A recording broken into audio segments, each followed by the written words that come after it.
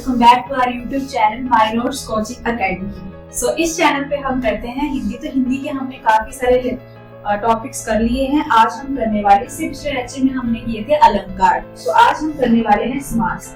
तो समास होता क्या है, क्या अर्थ होता है समास का? समास का अर्थ होता है संक्षिप्तीकरण, यानी कि छोटा करना, किसी भी चीज को छोटा करना। दो या दो से अधिक शब्दों का परस्पर संबंध बताने वाले शब्दों को समास कहते हैं। मतलब दो शब्दों के बीच जो है वो ये संबंध बताता है, ठीक है। और समास के कितने भेद आ जाएंगे? समास के 6 भेद होते हैं, ठीक है। तो देखते हैं कौन कौन से होते हैं इसके 6 भेद। सबसे पहले आता है हमारा द्वंद्व समास। द्वंद्व समास क्या होता है? जिस समास में पूर्व पद और उत्तर पद दोनों प्रधान होते हैं, ठीक है। द्वंद्व समास में अधिकतम योजक चिन्ह का प्रयोग किया जाता है। योजक चिन्ह क्या होगा? छोटा सा डैश होता है। और द्वंद्व समास में विभक्ति का और विभक्ति का लोप होता है। इसमें कौन सी विभक्ति आती है? और। जैसे एग्जाम्पल है माता पिता, माता और पिता, ठीक है। और भाई बहन, भाई और बहन, पाप पुण्य, पाप और पुण्य। इनमें क्या होगा? विलोम शब्द। एक शब्द जो होगा वो दूसरे का उल्टा होगा, विलोम होगा, ठीक है। तो जहां पे विलोम शब्द आएगा और आएगा बीच में, वो कौन सा होगा? आपका द्वंद्व समास, ठीक है।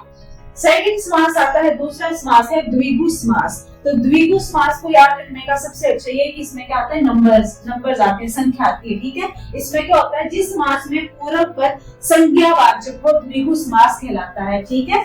उसमें जैसे एग्जांपल है इसके नवरत्न। तो इसमें नव का अर्थ क्या होता है? नौ यानी नंबर है, ठीक है। तो 9 रत्नों का समूह। सप्तदीप, 7 दीपों का समूह, ठीक है। उसके बाद त्रिभुवन, 3 भवनों का समूह। तो जहां पे संख्या आ रही है वो क्या होगा? आपका द्विगु समास, ठीक है। ये हो गया आपका दूसरा समास। उसके बाद थर्ड आता है कर्मधारय समास। तो कर्मधारय यानी कि जो कुछ ना कुछ कर्म धारण करता है, ठीक है, या जिसमें क्या बताया जाता है? विशेषता बताई जाती है, ठीक है। जिस समास में पूर्व पद विशेषण और उत्तर पद विशेष्य हो कर्मधारय समास कहलाता है।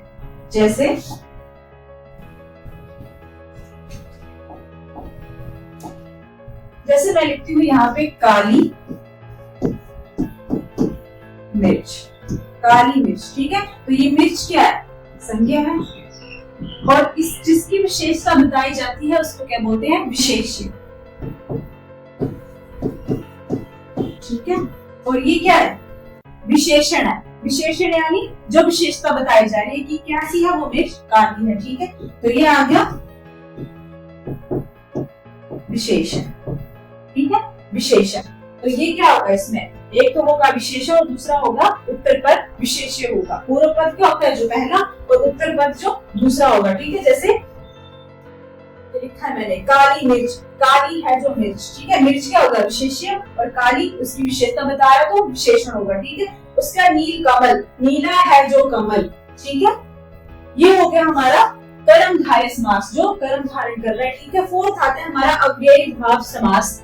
अव्ययी भाव समास क्या होता है? जिस समास में पूर्व पद अव्यय हो, प्रत्येक उपसर्ग वाला शब्द अव्ययी भाव समास कहलाता है। इसमें जो पहला आएगा वर्ड वो क्या होगा? उपसर्ग होगा, ठीक है। उपसर्ग क्या होते हैं? जो किसी भी शब्द के आगे लगते हैं, ठीक है। और जो एंड में लगते हैं वो प्रत्यय होते हैं, ठीक है। तो यहाँ पे स्टार्टिंग में जो आएगा वो उपसर्ग आएगा, ठीक है। तो जहां पे उपसर्ग आएगा वहां पे कौन सा होगा? आपका अव्ययी भाव समास होगा, ठीक है। जैसे यहाँ पे यथास्थान यानी स्थान के अनुसार, ठीक है। तो यहाँ पे यथा क्या है? उपसर्ग है। उसके बाद नेक्स्ट है आजीवन। तो आजीवन यानी जीवन भर, इसका अर्थ होता है जीवन भर, ठीक है। तो यहाँ पे आ क्या है? उपसर्ग है, ठीक है। वैसे ही यहाँ पे प्रतिदिन में प्रति है उपसर्ग, और यथा समय में है यथा उपसर्ग, ठीक है। या एक तो हो गया कि अव्ययी भाव समास कहाँ पे होगा? जहाँ पे आगे उपसर्ग आएंगे, ठीक है। और एक और कहाँ पे होगा? जहाँ पे क्या एक जैसे सिमिलर वर्ड्स आएंगे, रातों रात, हाथों हाथ, दिन दिन, जैसे 2 वर्ड सेम आएंगे तो वहां पे भी क्या होगा? आपका अव्ययी भाव समास होगा, ठीक है। और जैसे यहाँ पे मान लो कि रात रात है, ठीक है। तो ये रात की जगह यहाँ पे दिन आ गया, रात दिन यानी एक दूसरे का ऑपोजिट हो गया। तो ऑपोजिट होता है वहां पे कौन सा समास होता है आपका? जहाँ जो एक होगा दूसरे के ऑपोजिट होगा वो कौन सा होगा? द्वंद्व समास, ठीक है। एक दूसरे का विलोम होगा। उसके बाद नेक्स्ट आता है हमारे पास अव्ययी भाव समास हो गया। उसके बाद नेक्स्ट है बहुव्रीहि समास, ठीक है।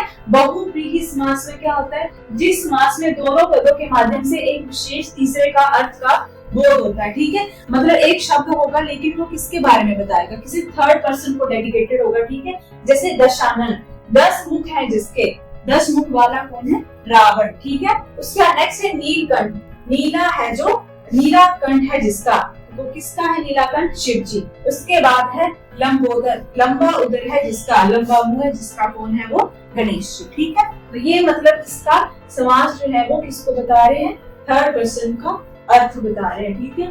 तो उसके बाद लास्ट आता है हमारे पास तत्पुरुष समास। तो तत्पुरुष समास में क्या थे आपके कारक, जैसे कि हमने पिछले लेक्चर में पढ़े थे, कर्ता ने करो को करण से, तो वो सारे जो भी विभक्ति चिन्ह यूज होंगे जिस भी समास में, वो क्या आ जाएगा आपका तत्पुरुष समास, ठीक है। इसमें क्या होता है, जिस समास में पूर्व पद गौण तथा उत्तर पद प्रधान हो, कारक आए, इसमें मेन ट्रिक आपने याद रखनी है कि जिसमें कारक आते हैं, ठीक है। जैसे मददाता, मद को देने वाला, तो को क्या है, एक कारक है, तो एक कारक का विभक्ति चिन्ह है, तो जहां पे भी कारक वाले विभक्ति चिन्ह आएंगे वहां पे आपका क्या होगा, तत्पुरुष समास। तो एक बार इनका रिवीजन कर लेते हैं कि आज को कौन कौन से समास देखे हमने।